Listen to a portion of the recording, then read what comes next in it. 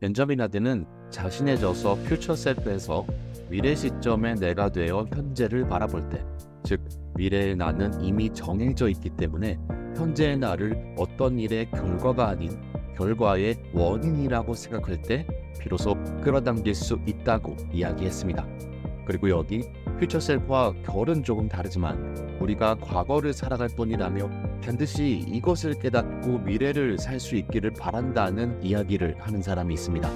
바로 당신이 플라시보다의 저자 조 디스펜자입니다.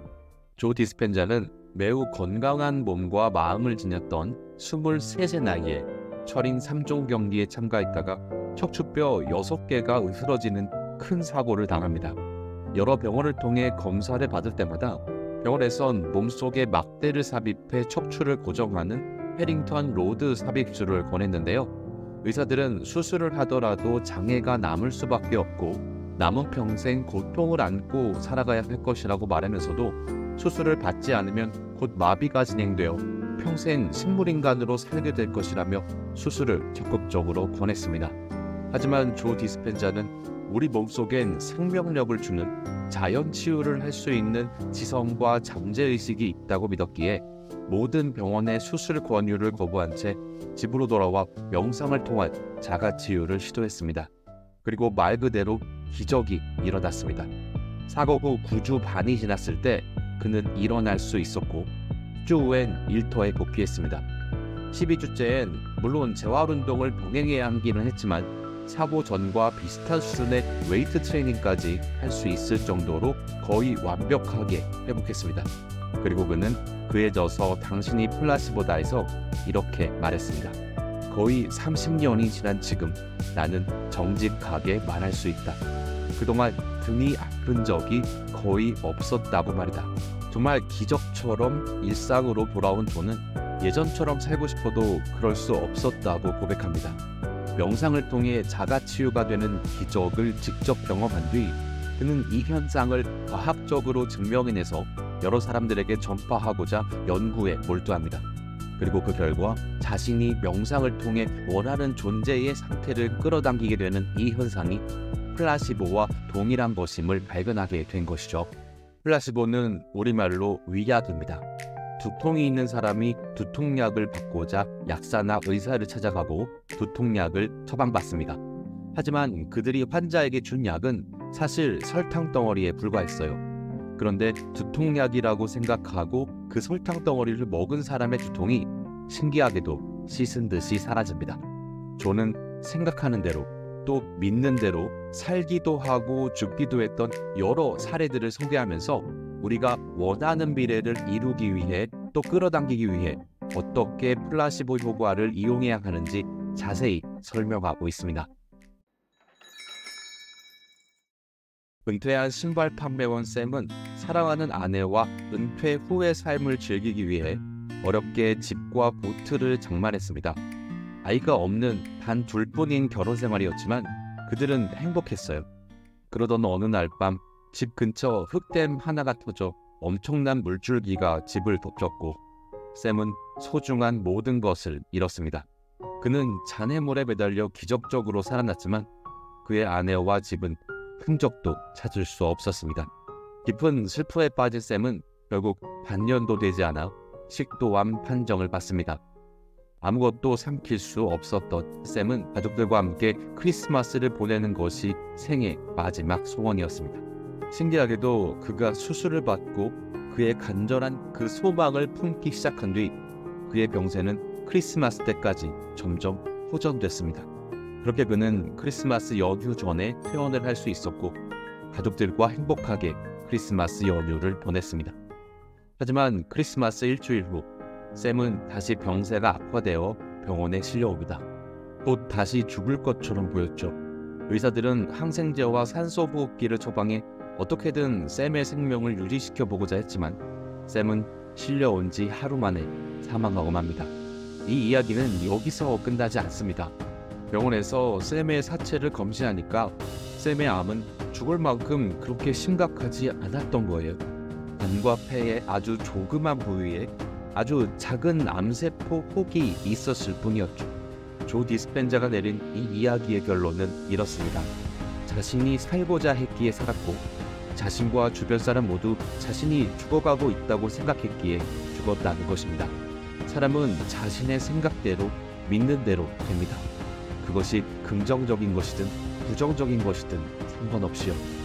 플라시보가 실제로 신체와 정신 모든 방면에서 효과를 보인다는 것은 정말 꾸준히 증명이 되어 왔습니다. 무릎 관절 수술이나 심장 수술을 하면서 별다른 의료행위 없이 단순히 해당 부위를 열었다가 봉합했을 뿐인데 치유가 된 사례들도 있죠. 항우울제 신약 임상시험에서도 같은 결과가 나타납니다.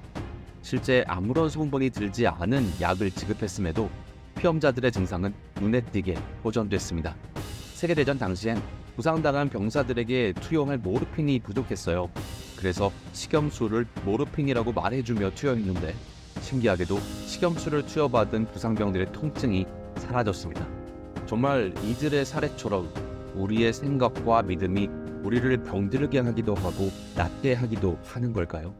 조 디스펜자는 절대적으로 예스라고 말합니다.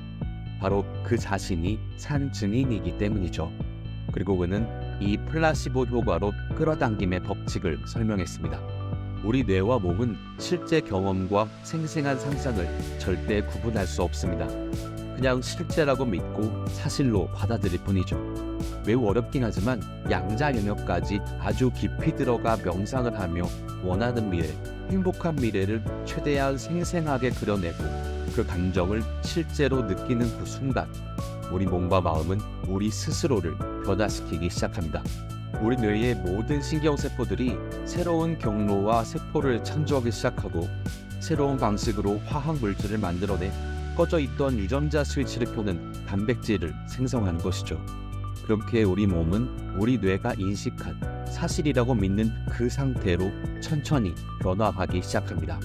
조 디스펜자는 이 기적이 일어나는 시점을 우리가 플라시보 그 자체가 되는 시점이라고 말합니다. 과거에 살던 내 존재 상태를 잠재의식이 사실로 받아들인 미래 시점의 내 존재 상태로 만들게 된다는 것입니다. 그런데 여기서 한 가지 의문이 생깁니다. 저자는 왜 우리가 현재가 아닌 과거에 살고 있는 것이라고 이야기하는 걸까요?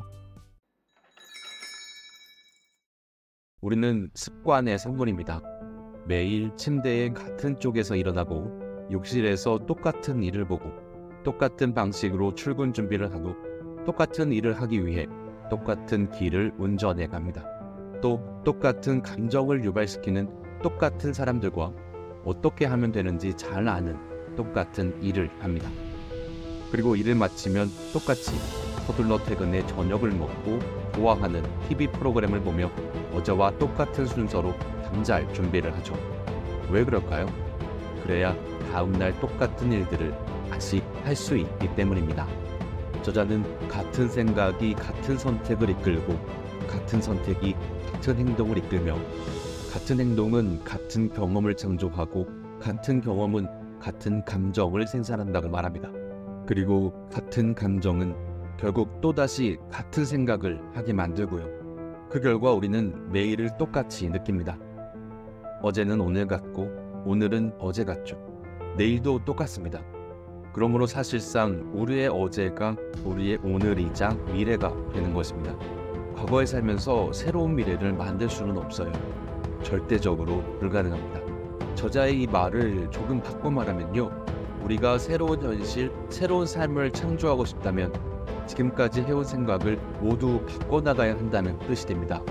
새로운 생각, 새로운 선택, 새로운 행동, 새로운 경험, 새로운 느낌, 그리고 다시 새로운 생각. 이 새로운 패턴을 장착해야 새 삶을, 내가 진정으로 원하는 미래를 끌어당길 수 있습니다. 그리고 이 모든 일의 출발점인 새로운 생각은 우리 잠재의식에 플라시보를 주입하는 일을 통해 장착할 수 있습니다. 조 디스펜자는 이 플라시보가 바로 시각화 명상이라고 말하고 있습니다. 생생하게 떠올리는 것만으로는 부족합니다. 그 감정을 느껴야만 해요. 우리 감정은 잠재의식, 자율신경계와 뗄래야 뗄 수 없을 정도로 아주 긴밀하고 밀접하게 연결이 되어 있기 때문이죠. 내 잠재의식을 속여 미래를 현재로 인식하게 만들기 위해선 반드시 그 느낌을 느껴야 합니다. 쉽지 않아요. 매우 어렵습니다. 하지만 모든 것이 그렇듯 차근차근 시도하고 연습하다 보면 어느 순간 변화됨을 느끼실 수 있을 겁니다. 여기까지가 당신이 플라스보다 책의 1부 내용입니다. 책의 2부에서는 조 디스펜자가 식물인간이 될 뻔한 자신이 어떤 명상법으로 회복할 수 있었는지 아주 자세하게 소개하고 있는데요. 이 명상법은 저도 시도하고 있지만 저자 스스로도 정말 쉽지 않았다고 고백했을 정도로 매우 어렵습니다. 잠재의식을 변화시킬 수 있는 양자장의 영역까지 들어가야 하기 때문이죠. 하지만 진정으로 나를 변화시키고 새로운 삶을 꿈꾸며 내가 꿈꾸는 미래를 끌어당기기 위해서 이보다 좋은 방법은 없다고 생각하고 저 규동이도 천천히 연습하며 해나가는 중입니다. 여러분도 과거를 사는 삶에서 벗어나 새 삶을 창조하고 싶으시다면 꼭 시도해 보시기를 바라겠습니다. 저 스스로 어느 정도 틀이 잡혔다는 생각이 들면 조 디스펜자의 명상법 소개 영상으로 돌아오겠습니다. 이상으로 영상 마치겠습니다. 여러분의 새로운 미래를 진심으로 응원합니다.